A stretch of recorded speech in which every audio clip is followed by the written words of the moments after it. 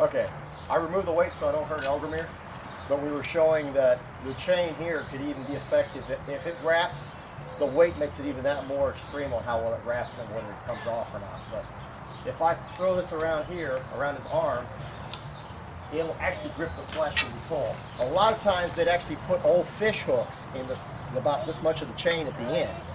If I were to have fish hooks in it, weight or no weight, and that contacts flesh or mail or cloth or linen or anything that somebody be wearing, it's going to hook. It's going to hold the guy because this would have fish hooks on the end. We're not doing that because that's very dangerous. But as you see again, I'll try one more time. Just this, if it wraps good enough, and this is how it was traditionally used right here. A lot of times in the left hand, it could be in the right hand nowadays, where people could be ambidextrous if they were ninja or shinobi. But if I throw this around here and wrap it good, even though it's just flesh, that's not coming off.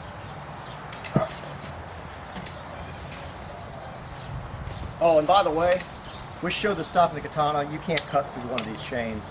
I mean, there's no way.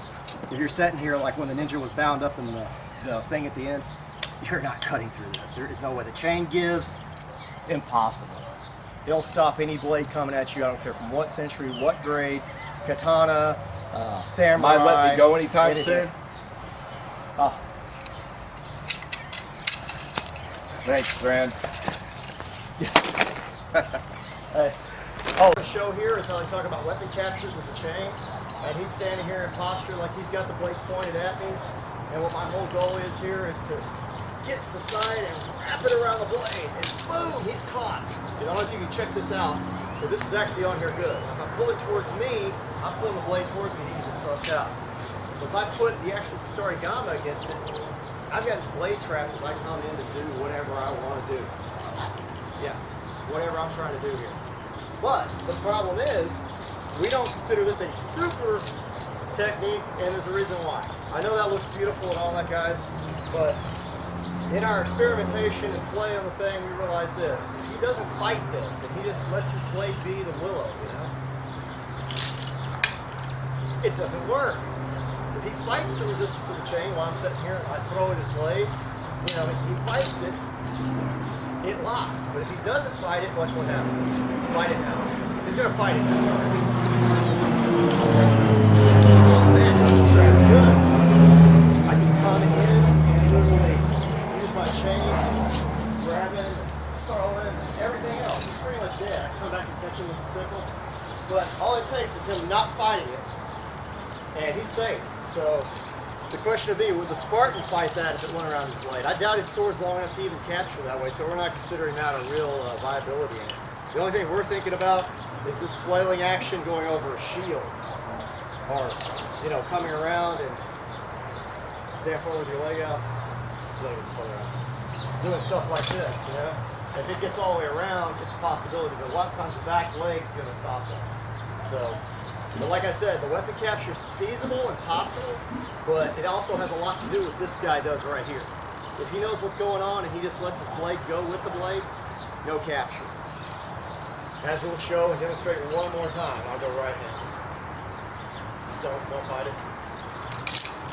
It just slips right off. If he fights it though, and I'm sitting here and I'm spinning it and I'm fighting with it, and then I come in and try it, and he fights it, boom, you saw what happened, he pulled away from it.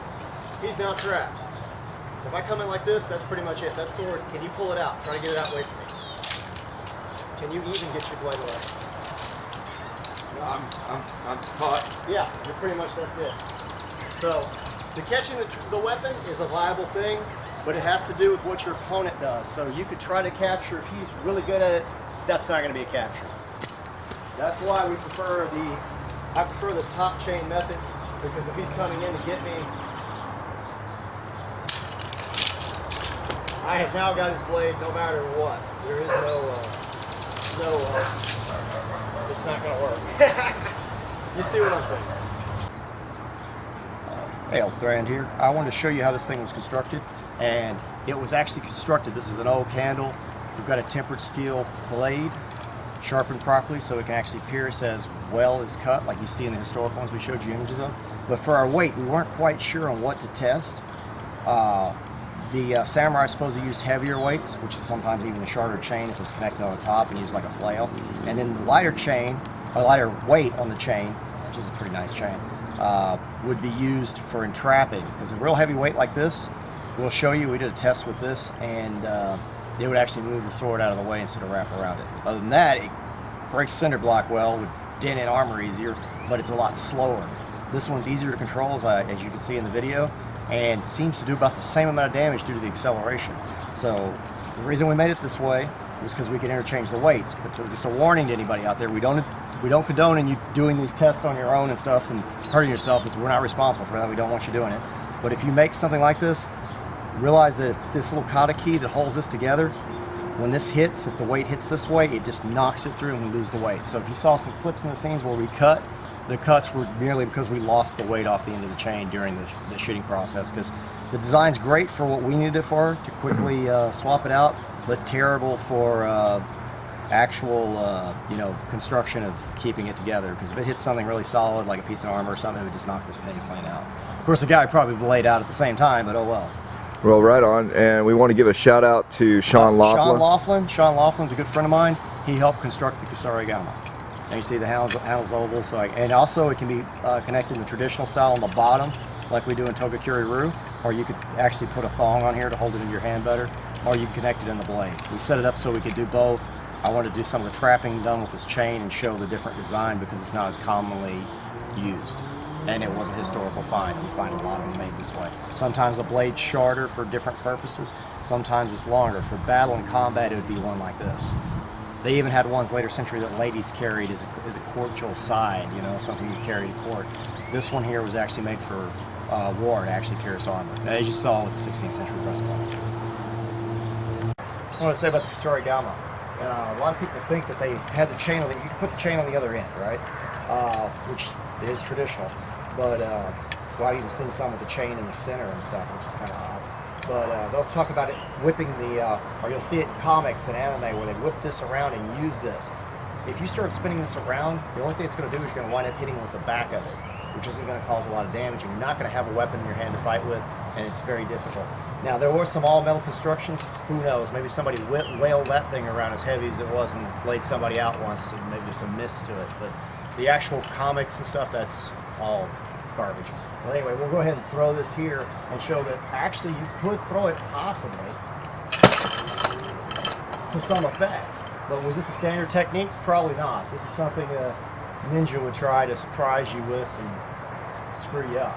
And as you can see, it would be very difficult to get it back. Get stuck in there good. But if you miss the guy, of course, if you did do something like that and tossed it out there and missed, or it didn't stick or something, you could pull it back in. But I wouldn't recommend it. If you're in a fight, you need this here. This is actually your only other weapon other than this chain that could damage the guy by hitting him or entangling him. Pretty much it. And if you have this top construction like I was showing, you pretty much have a decent method of defense, like a shield. Not too bad. Now we want to talk about Metsubushi. Metsubushi means blinding or distracting. They use an egg like this on the show, a chicken egg. Now I know in Gygaxian terms, if you actually read like the Oriental Adventures in D&D, they describe big ol' eggs. But he never described ground glass or any of the stuff they had on the show. Ground glass, the Japanese didn't even have glass. I don't know what they'd be grinding up to put in there like glass. They could use metal filings, I guess, but normally Metsubushi was actually some kind of carrying agent, like calcium chloride or something like ground shell, ash, something like that. It was real dry, and it would, in the air, it would literally mist out, and it would be, infused with a pepper or a eye irritant to help carry it. So that actually was basically a powder, form of pepper spray. So this thing here, nah. That's not, I guess you could carry a lot of something in here, but you know how easy this would be to break carrying it on you? If they were going to use eggs, they'd use something more like this. This is just a little egg here. I think it's a blackbird egg. No, I didn't harm a baby chicken. What I did is I just found one that had fallen out of a tree, and I filled this with Metsubushi. Well, actually, it's a talcum powder for all purposes in the video, so we can throw it and stuff and not hurt each other to demonstrate it. But also, they could use little origami packs. You could put gunpowder in these. You could put blinding powder. You can put any kind of thing in here, and then if you need to use one, I mean, I know it takes a little bit longer, but you just tear it open, it's in your hand and ready to go. I mean, that's all it was. And it's all sealed up because of the way it's folded. I forgot something. I showed the little rice paper packaging that's rolled properly, but or folded properly. Just want to say we mess up. We just don't worry about it when we shoot these things. We say whatever we want to say. They also use, I believe it's water chestnuts. They use the shell, and you can also use the shells from, which I tried to go find. Walnuts work great. You can take a walnut and actually put little pieces of paper to seal it together and have a little drawstring that you pull, and you can put your Metsubushi in there, and it keeps it very, very safe. It won't break open easily. You can tear that string like a little grenade to throw it. That's another method on Metsubushi. But I wanted to show you the other thing we created here. A little 1-foot blowgun. That practice dart, or safety dart, is right here. And all that is a cone dart glued onto an actual Q-tip. And what we're going to do later is we're going to probably try to put some kind of dye on it, possibly so we can see it better. The helm on, goggles, and the actual shield, and we're going to see if somebody can block that, not knowing much except this is up and then it fires, which you don't really get much of a vision at that distance, 10 feet. I'm estimating the speed that it travels, you're not going to be able to see it. And I've even got blue on my arm from the cascarone, the Easter egg that we had there. We used them earlier. Not a bruise. Like I said, this here is a blackbird egg, and what I did is it had fallen out of a tree. I filled it up with, we're using a simulation. We're not using the real blinding powder right now. There's no point, to actually use it on a target that's not going to blind, but it'll distribute just like it. And we got a little piece of wax paper, or not wax paper, but actual paper glued over it to hold it together. And these are very, very strong. It's not going to break in your pocket or something easier. And this is all you need in a fight. That's all you need for one person. The amount that's in here. That big old egg would be overkill. I don't know why anybody would carry a chicken egg and call it a black egg. I don't even think they used the term black egg. It was Metsubushi. What we're going to do is throw over here at this simulated Spartan, which I know he can't block. We'll do some tests and see how it works with real individuals later with some goggles on and stuff. But let's check it out and see what kind of coverage we get with this. If I take this here, and I'm not going to have a sight in my hand and all that. Woo-hoo! Shit. There we go. That's all it would take and you'd be blind. I'm sorry, but that's pretty much it.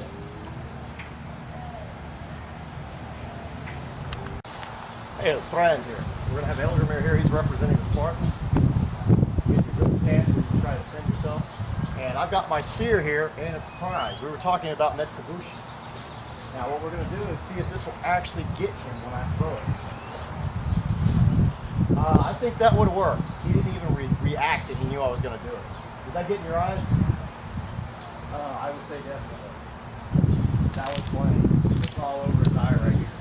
And he didn't even hardly react. All this stuff that happens close up like this is pretty much the end of combat. So, do you want to take that off? That was a good hit. Yeah.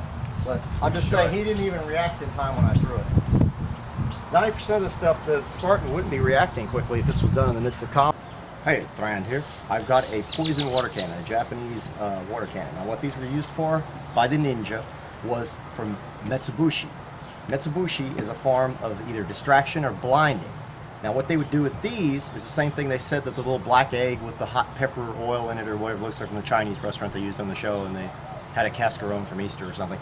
But that's not, we're going to get into that too, what they'd use.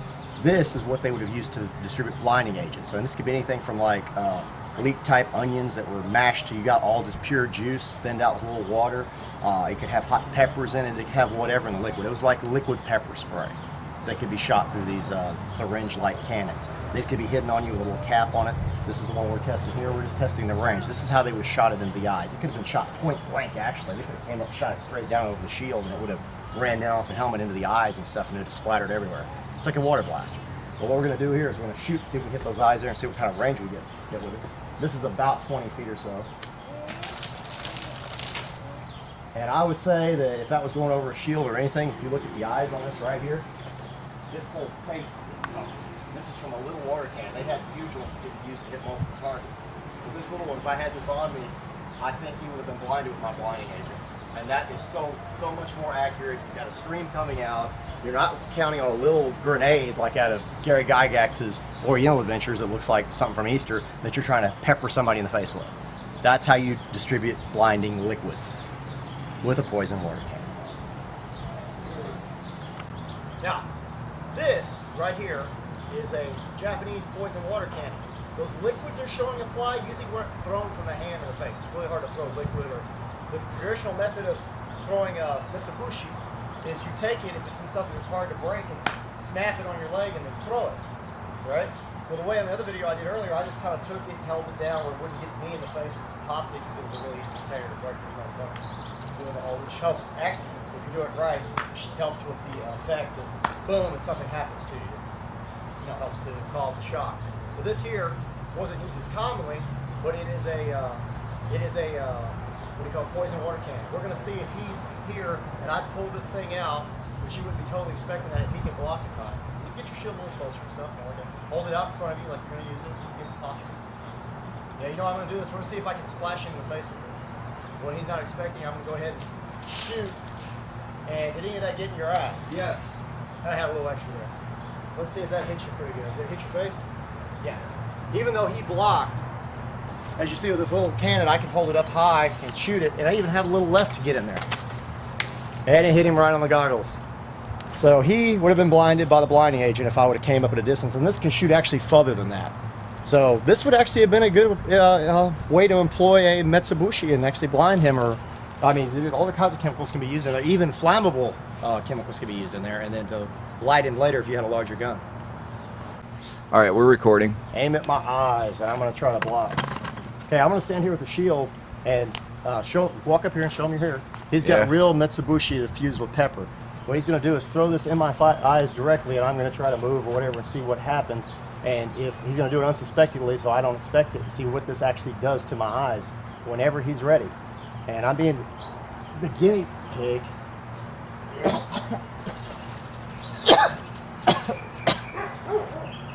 Oh shit, man. I can't fucking see shit. Oh god. That was unsuspecting, right? Yeah, but I'm blind, dude. The more I rub, the worse it gets. This is fucking nasty. I can't see shit. I'm gonna see if I can find it, dude. This is nasty as shit. All I want to do is keep blinking, and it's getting worse. If I rub, it's getting worse. This is fucking nasty. Yeah. It's one of those things, I think at first it's not so bad I could see, but now it's getting to where I can't fucking see. I'm like, I don't know if you can see my eyes, guys. I'm letting you really see this. I've got pepper in my eyes. I pulled a jackass. We use real Metsubushi. When it first hit me, I'm going to be honest, I was thinking not so bad I could do this, but I can't see right now. I don't know if you're seeing this, but I mean, this is just total tearing. My eyes are fucking in pain. I can't look at the camera, dude. This is fucking All right, nasty. go get some water, man. I need water. Fuck. It's getting worse. Shit. Okay, I'm here, and I want to show some of the fire skills to a degree. We have a little flash here for you and see how this does.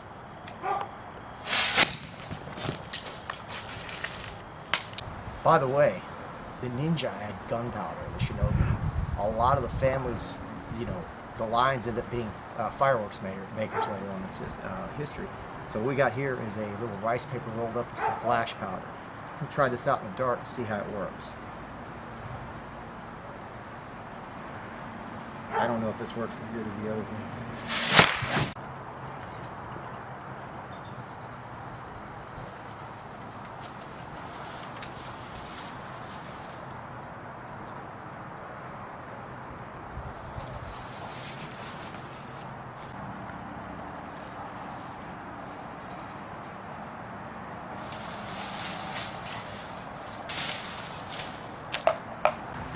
Okay, why are we doing this silly stuff? Yeah, it looks silly. I'm hiding in little areas. If you walk by, you might not see me because I'm wearing camo. No, the old shinobi or ninja didn't have camo. But different times of the year, day and night, they'd wear different colored clothing. And what am I wearing? I'm wearing clothing that I can take this off here. This is the mask. This is the big thing that was the thing all ninjas had, was some way to cover up their identity when they were out on a mission. But they were just like a spy. They'd wear something like, I can wear this down the street. I'm walking down the street, an officer's not going to say anything to me. Back in the day, a samurai or guard's not going to say anything to me. Wearing clothes if I'm going hunting or playing paintball, or I'm a sportsman, or it's just a style because I'm wearing camo. I don't normally wear camo all the time, but I wore it for this video because look, I'm wearing just a pair of pants. I'm wearing a shirt. This doesn't really look military, it looks civilian, and I can get away with it in the modern day and era. Back then, they couldn't wear camouflage. If they tried to wear outright camouflage, I mean, no one had anything like it. I'm sure it'd be silly, but I'm just saying they wore any color that was a peasant color or a merchant color that would blend into the area they were in. It could be at night. I mean, it could be, let's say if it was a really bright moon, we hear stories of them actually wearing white or light colored, tan colors and stuff. Or we hear stories of them wearing dark blue on a really dark night. They wear a really dark navy blue. It was real common in the denim style type fabrics that the peasants wore. So I mean, in reality, the hand coverings that you see on the back of the hands and the hood, not the mask in front, but the hood that went over the head, this was common stuff that a merchant wore. There was no real uniform. They wore something they could blend into the crowd if they had to when they got away in the city or whatever, after they just got through stealthing in or whatever they needed to do. So what I'm basically explaining is there's no kabuki theater suit. That was a Sho Kosugi thing. I mean, back in the day, he's wearing the all-black suit. And yes, Bujinkan, we wear a black uniform and we wear a ninja uniform, pretty much a gi. But the point to the whole thing is we believe it represents purity. It is a good color at night, but traditionally it probably wasn't even black they were going to be wearing. It could even be multiple different colors, whatever they thought would work better in the situation they were in. And it was usually something that blended in, that looked like common, everyday clothing, just like I'm wearing here.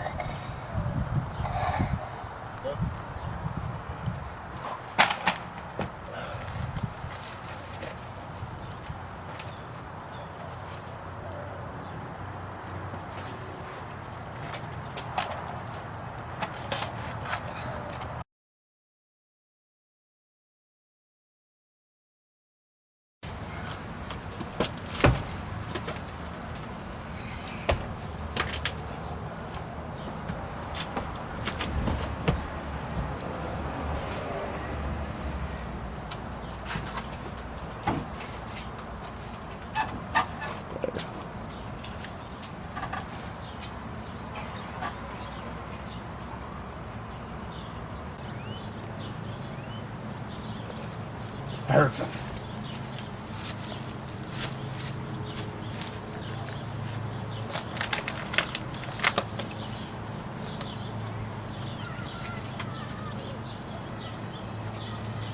Ah!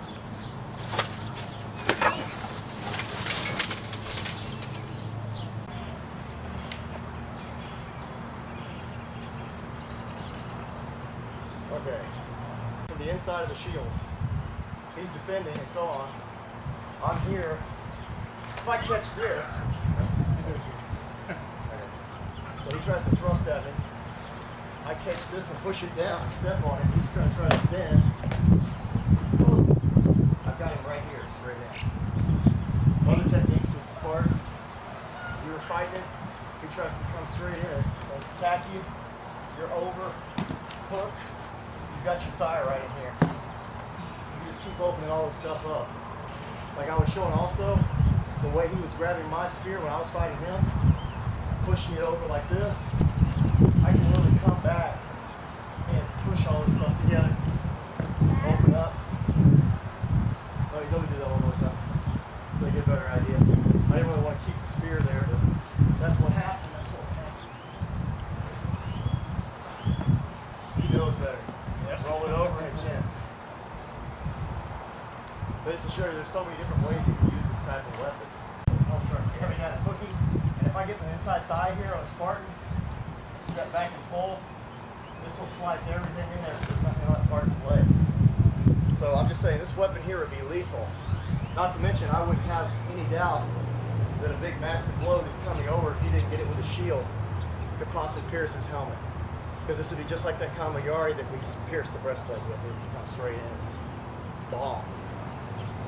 And of course you got all your hooks like behind the neck, the actual weapon can be hooked or pulled, stabs under the arm, but you can actually hook the arm, and there was not a lot of protection on those arms we saw earlier. This one, did you see the inside, what it looked like? You can actually use this weapon to your advantage.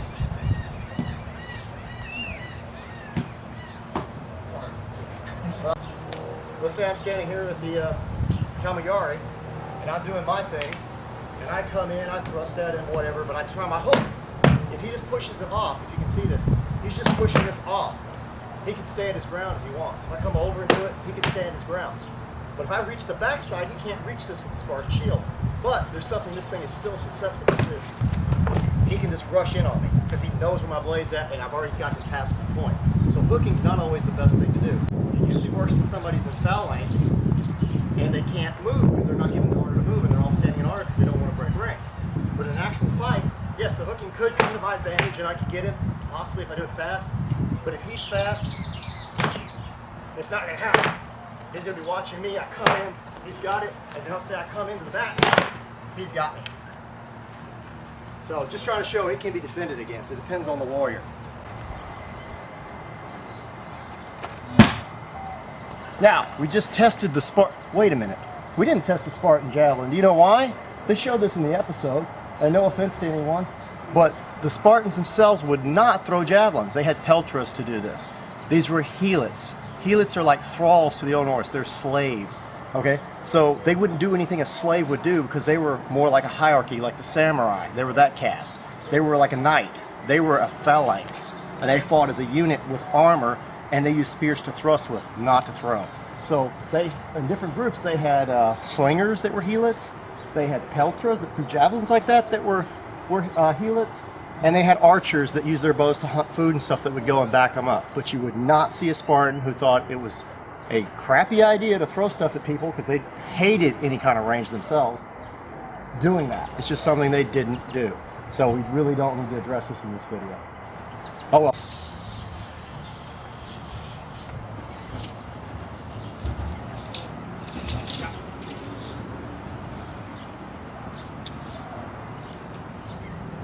Okay.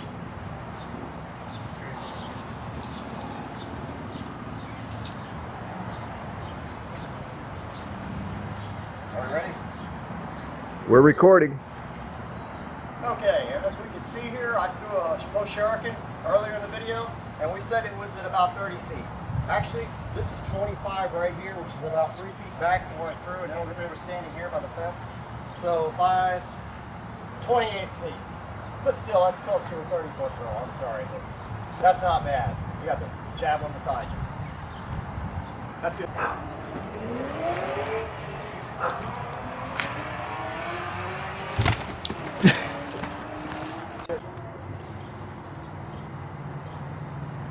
Show the 25-foot mark.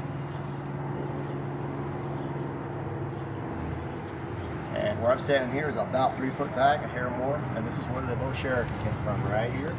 And the javelin was right about here, so 28 feet, 28, 29, right around here. Just want to make sure no one argues.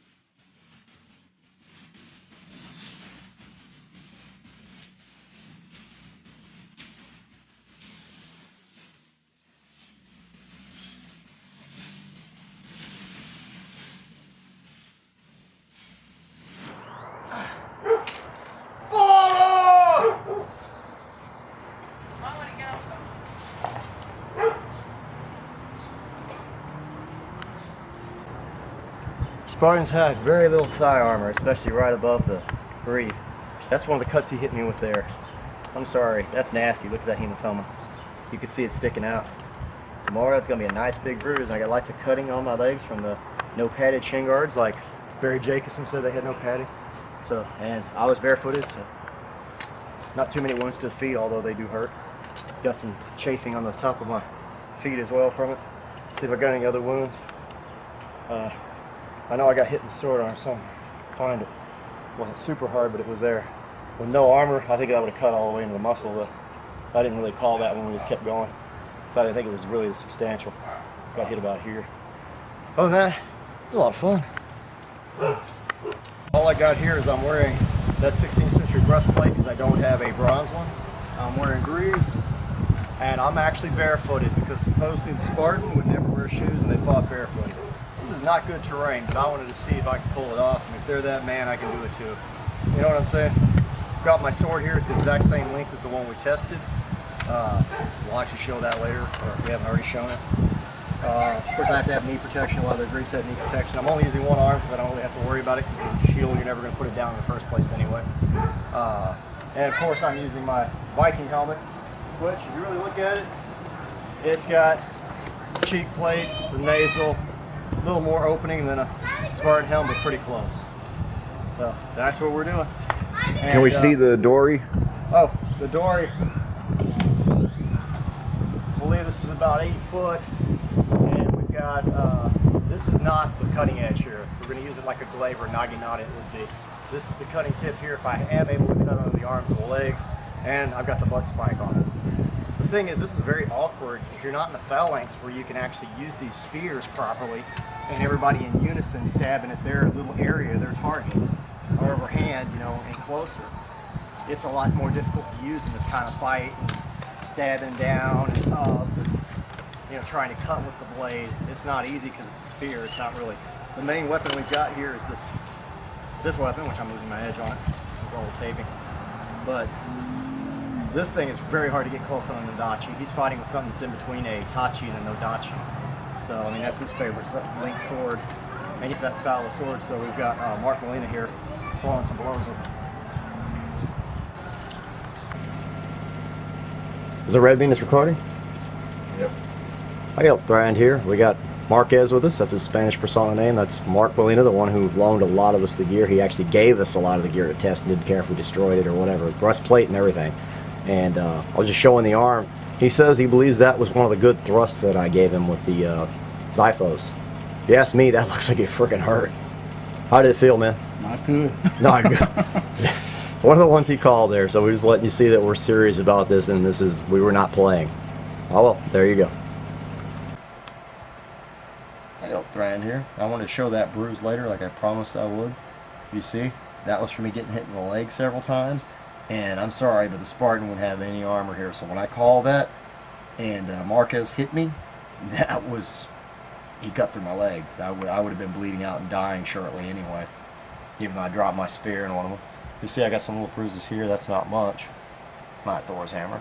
But right back here you see I got hit on the back here in one of them too.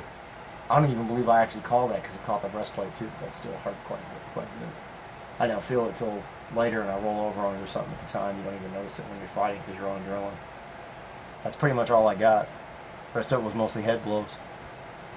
Which I'm sorry, but a Nodachi I think to the head would pretty much kill you through a bronze helmet if they hit you several times, full force, being about 6-pound sword.